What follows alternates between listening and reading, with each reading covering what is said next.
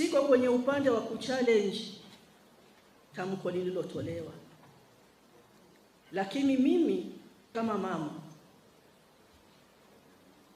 mama ambaye kazaa watoto, mimi ni mzazi, kidonda, jeraha ambalo ni kidonda na limeweka usaha, inabidi usafishe, utoe kwanza ule usaha mpaka pawe safi kabisa, tena ikiwezekana patoke damu kidogo, ndio upasiribe kwa dawa.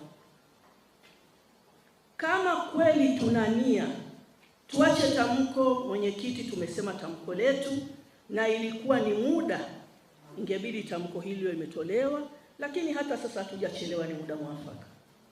Lakini bila kusafisha kidonda, tukasema tunaweka dawa juu ya usaha, hatutakuwa tumeponya nchi. Hatutakuwa tumeponya nchi. Hapa sitaki kulaumu upande wowote, lakini tukitaka tufanye maridhiano, na sisi jumuiya ya maridhiano, tuende kwenye shina. Hata kama ni mume umeoa mke, si rahisi arubuniwe mke yule kama una act wewe kama mume kumridhisha kama mume unapotakiwa na dunia na Mwenyezi Mungu kwa ahadi zenu.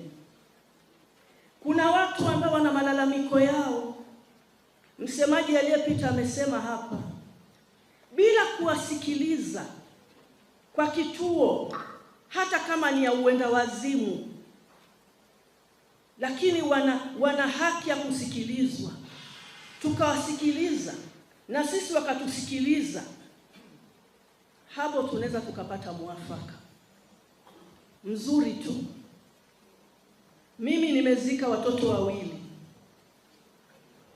niliowazaa mwenyewe, sio kwa ajili ya maandamano yaliyofanyika, la hasha.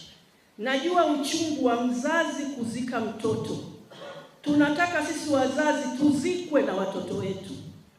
Sasa hiki kidonda kinatunga usaha, tukikwangue kwa vijana na hawa wazazi waliopoteza watu wao, tuweze kujua watu wana uchungu wao sana.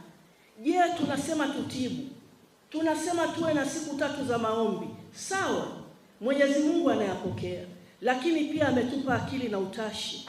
Zaidi ya yale maombi ya Mwenyezi Mungu, maombi yetu kwa sisi wenyewe ni yapi?